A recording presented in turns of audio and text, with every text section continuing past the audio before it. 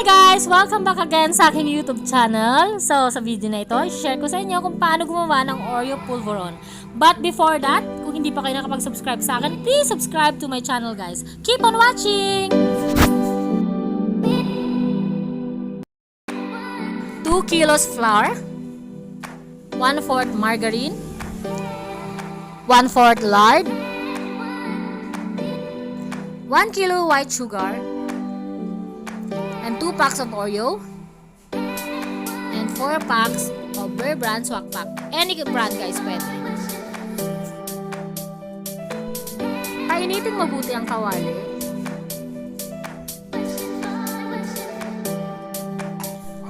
At isunod ilagay ang harina kapag mainit na ito. Paunti-unti lang natin ibubuhos kasi kapag marami may tendency na masusunog ang ilalim.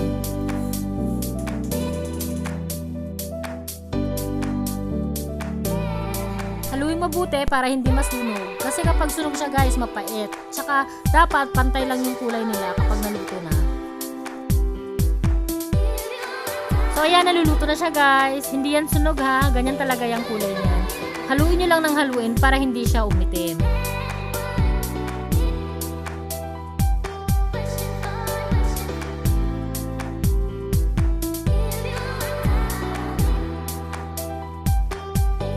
Ang sekreto ko para sa masarap kong pulvoron ay niluluto ko mabuti ang harina hanggang magkulay brown, yung wala na siyang puti. Hindi rin sunog, hindi rin hilaw.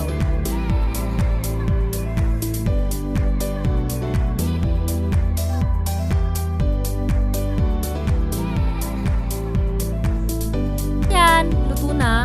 Hayaan muna natin yan lumamig.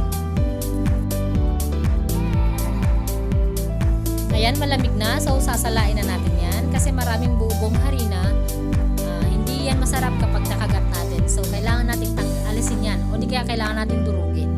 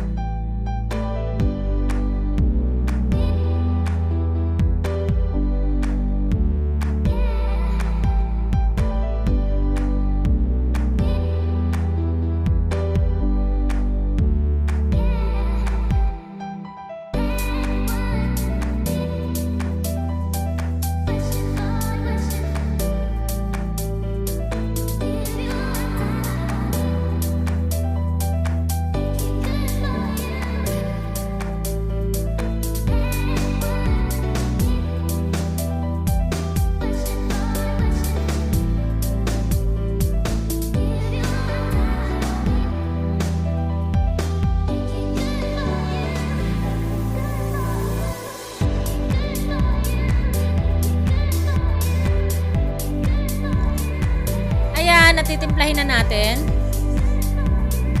Ibuhos lang ang mga sangkap. Una ang asukal.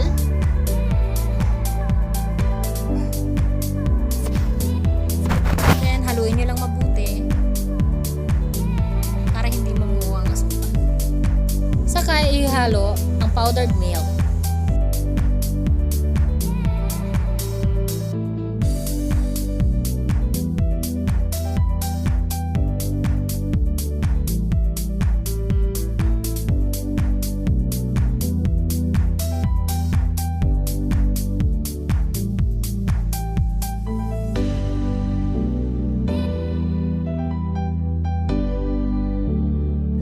Ayan, at dudurugin natin ang Oreo.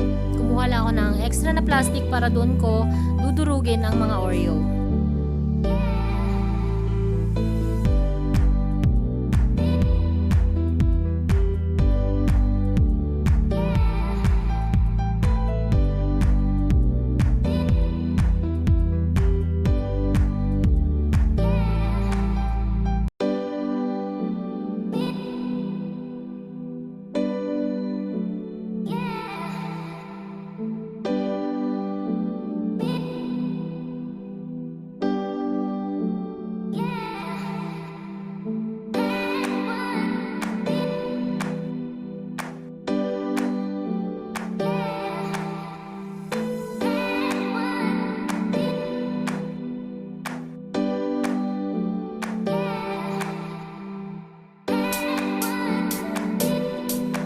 Mas masarap kapag may chunk siya ng Oreo kasi mas kagat natin kapag kinain natin yung Polvoron. So, ayan. Ihalo lang natin mabuti.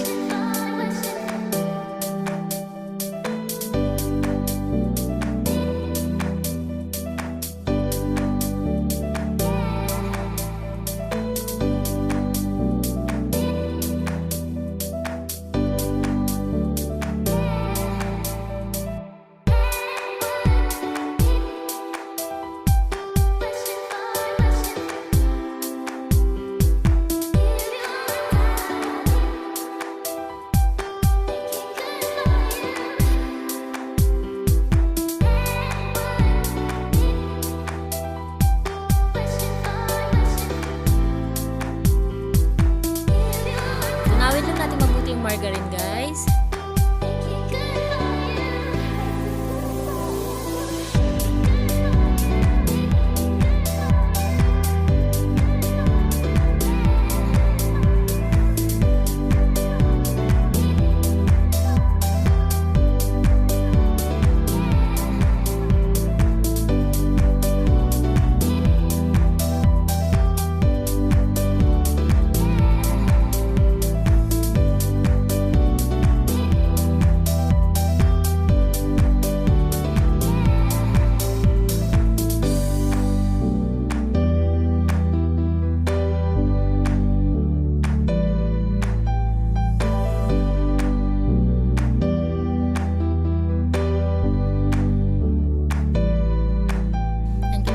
Siya, unti-unti lang natin ibubuhos doon sa mixture natin para hindi siya mamuo ulit. Ayan.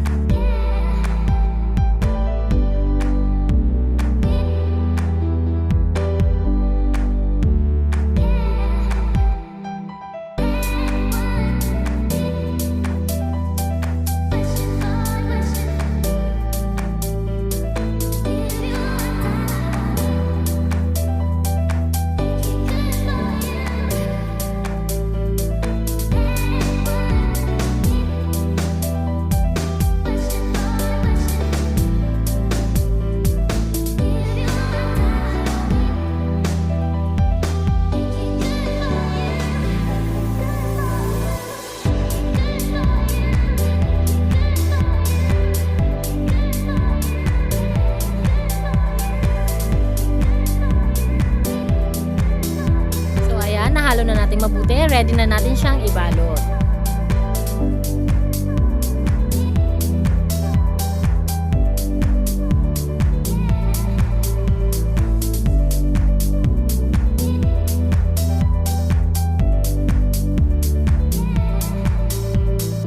So sa ating wrapper naman, ito ang gagamitin natin, plastic Chinese wrapper. So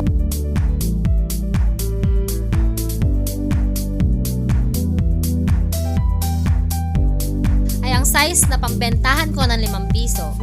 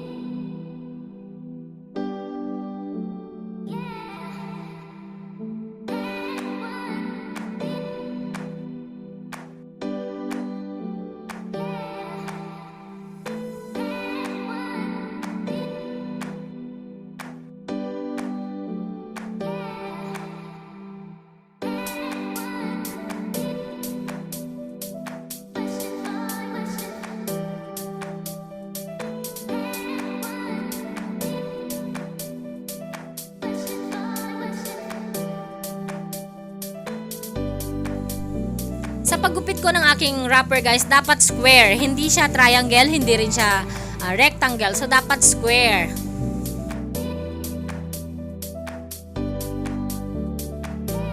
Ayan, ready na. Magbalot na tayo. And kunin nyo lang yung molder. And then, lalagyan nyo siya ng pulvoron. Idiin nyo lang mabuti guys para tumigas yung ating pulvoron. Kumuha ako ng plato rito sa side ko. Ayan.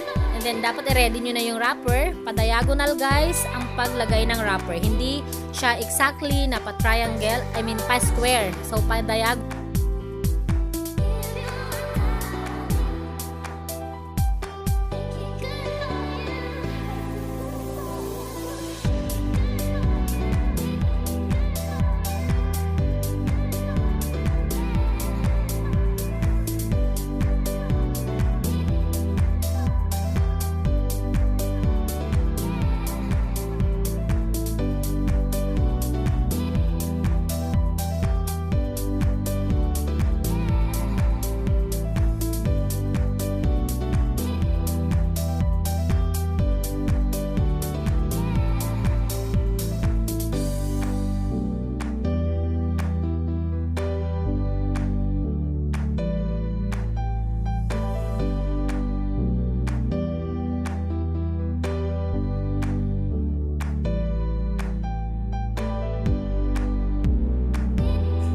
Kunin ang bawat dulo. Ayan. Pagpantayin. Saka natin i-fold. So, ayan guys. I-twist nyo lang siya ng magkabilaan.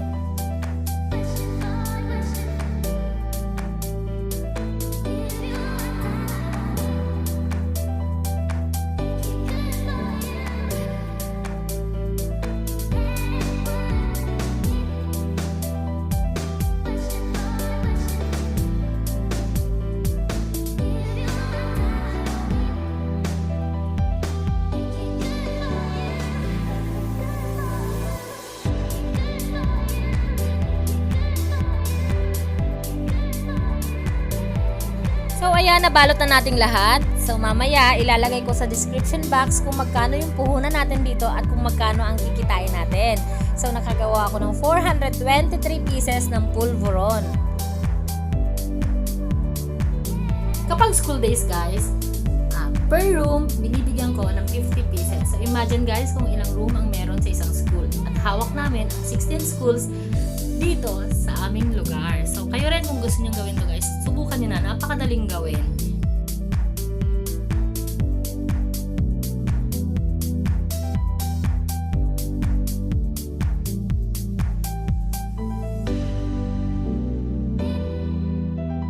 Guys, maraming salamat sa panonood. Kung hindi pa kayo nakapag-subscribe, please subscribe to my channel. And please like and share na rin. Maraming salamat. God bless!